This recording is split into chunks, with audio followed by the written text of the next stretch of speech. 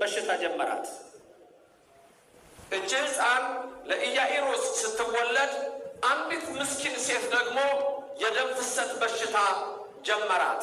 ስለዚህ እቺ ሴት የታመመችው ለ12 ዓመት ነው። እችም የኢያኢሮስ ልጅ ታማ የሞተችው በ12 ዓመቷ ነው።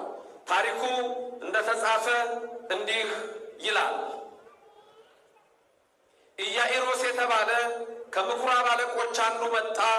ባየውን ጊዜ በእግሩ ላይ ወደቀና ታናሺቱ ልጅ ልትሞት ቀርባለችና እንድትድንና በሕይወት እንድትኖር መጥተህ እጅህን ጫንባት ብሎ አጥብቆ ለመነው። ከእርሱ ጋር ሄደ። ብዙ ሕዝብም ተከተሉት። እርሱም ከ12 ዓመት ጀምሮ ደም ይፈሳት የነበረች ሴት ከብዙ ባለመድኃኒቶች ብዙ ተሰቃየች። ገንዘቧንም ሁሉ ከስራ ባሰባት እንጂ ምንም አልተጠቀመችም። የኢየሱስንም ወሬ ሰምታ በስተኋላው በሰዎች መካከል መጥታ ልብሱን ዳሰሰች። ልብሱን ብቻ የዳሰሰው እንደሆነ እድናለሁ ብላለችና። ወዲያውም የደሟ ምንጭ ደረቀ።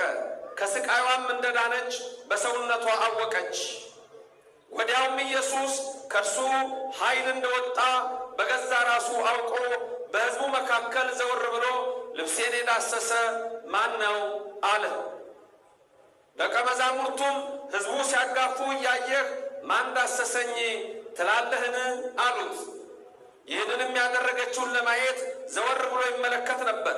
ሴቲቱ ግን የተደረገላትን ስላወቀች እየፈራች እየተንቀጠቀጠችም መታ በፊቱ ተደፋች።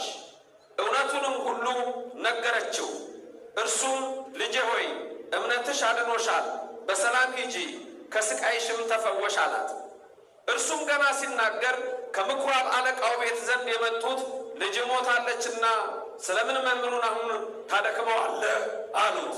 ኢየሱስ ግን የተናገሩትን ቃል አድምጦ ለምኵራቡ አለቃ እመን ብቻ እንጂ አትፍራ አለው። ከጴጥሮስና ከያዕቆብ ወንድም ከዮሐንስ በቀር ማንም እንዲከተለው አልፈቀደም።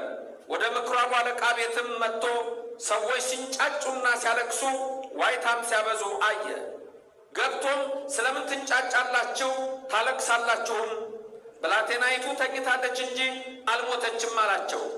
በጣምም ሳቁበት። እርሱ ግን ሁሉን አስወጥቶ የብላቴናይቱን አባት እናትም ከእርሱ ጋር የነበሩትን ይዞ ብላቴናይቱ ወዳለችበት ገባ። የብላቴናይቱንም እጅ ይዞ ጣሊታ ቁሚ አላት። ፍቺውም አንቺ ብላቴና ተነሽልሻለሁ ነው። ብላቴናይቱም የ12 ዓመት ልጅ ነበረችና ወዲያው ቆማ ተመላለሰች። ወዲያውም ታላቅ መገረም ተገረሙ ይላል። ስለ ቃሉ አምላካችን እግዚአብሔር የተመሰገነ ይሁን። አሁን የዛሬው ትምህርት ይቺ ሴት ኢያኢሮስ የሚንጫጩ ሰዎች ደዌ፣ ሕመም ከዛሬይቱ ኢትዮጵያ ጋር በሚል ነው ትምህርታችን። እመኑ ብቻ እንጂ አትፍሩ። አሁን ይሄ ተአምር ሁልጊዜ እግዚአብሔር አምላካችን በመጽሐፍ ቅዱስ ውስጥ ያለውን ተአምር ሲነግረን ለሁለት ነገር ነው። አንድ ለስጋችን፣ ሁለት ለነፍሳችን። በነፍሳችንም ድህነት እናገኛለን፣ በስጋችንም ድህነት እናገኛለን። በአጠቃላይ ከዚህ የምንረዳው ነገር አለ። አሁን በመጀመሪያ ምንድን ነው የሆነው? ከሴቲቱ ቀድሞ የመጣው ማን ነው? ኢያኢሮስ ነው። ኢያኢሮስ ከቤቱ ሲነሳ ልጁ ገና ታማበታለች። በማቴዎስ 9:18 ሞተች የሚለውን ይዞ ማቴዎስ ይጽፋል። ማርቆስ ደግሞ ከመጀመሪያው ይጽፋል። ብላቴናይቱ ታማ ልትሞት ደርሳ በሞት አፋፍ ላይ ሳለች ኢያኢሮስ ወዲያውኑ የሄደው ቀጥታ ወደ ኢየሱስ ነው። ያቺ ደግሞ ሴት 12 ዓመት ሙሉ ደም ሲፈሳት የነበረ ሴት ቀጥታ ወደ ኢየሱስ ክርስቶስ አልሄደችም። ይህች ሴት 12 ዓመት ሙሉ ለፍታለች። 12 ዓመት ሙሉ ደክማለች፣ አልዳነችም። ጠቢባን ጋር ሄዳለች፣ አዋቂዎች ጋር ሄዳለች፣ አልተፈወሰችም። ቀድሞ የመጣው ኢያኢሮስ ወዲያውኑ ልጁ እንደታመመች ወደ ኢየሱስ ክርስቶስ ቀረበ፣ መጣና ወደቀና ሰገደለት ይላል። አሁን መጀመሪያ ገና የምታዩት ኢየሱስ ክርስቶስ የሚሰገድለት አምላክ መሆኑን ነው። አማላጅ ሳይሆን ነቢይ ሳይሆን ኢየሱስ ክርስቶስ በተዋህዶ እምነታችን የሚሰገድለት የጌቶች ጌታ የነገስታት ንጉሥ የአማልክት አምላክ መሆኑን በመጀመሪያ ትረዳላችሁ። ወድቆ ሰገደለት። ክብርና ምስጋና ለእግዚአብሔር ይድረሰው። አሁን ሌላ አንድ ነገር ታያላችሁ። ስግደት ያለው የት ነው?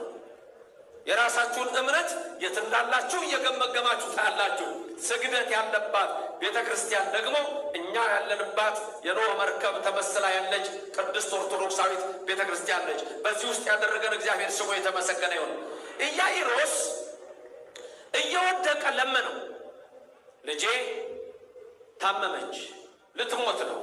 ጌታ ሆይ ና እጅህን ጫንባት፣ በሕይወት ትኖራለች አለ። እሺ ብሎ ሄደ። እዚህ ጋር ደግሞ አንድ ነገር ልብ በሉ ኦርቶዶክሳውያን። ኢያኢሮስ ስንት ሰው ነው? አንድ ሰው የሚሰማ አምላክ አለን። ይገርመኛል። አንድ ሰው የሚሰማ እግዚአብሔር አለን። አሁን እኛ እንደውም ብዙ ነን፣ እዚህ ያለ ነው ተሰብስበናል። እኛን ሁሉማ ለምን አይሰማም? አንድ ሰው ይሰማል እግዚአብሔር። በኢያሪኮ መንገድ ላይ አንድ የነብጤ የዳዊት ልጅ ኢየሱስ ሆይ ማረኝ ብሎ ሲጮህ 5000 ሰው እየተከተለው ለአንድ ሰው ቆመ ይላል። ለአንድ ሰው ክብርና ምስጋና ለእግዚአብሔር ይድረሰው። ለአንድ ሰው። አሁን እኛ ሁልጊዜ እንማጸነዋል አይደል? ስማን አምላክነ ወመድኃኒነ። ሁሌ እንደዚህ ያለ ምን ነው? እስቲ በሉ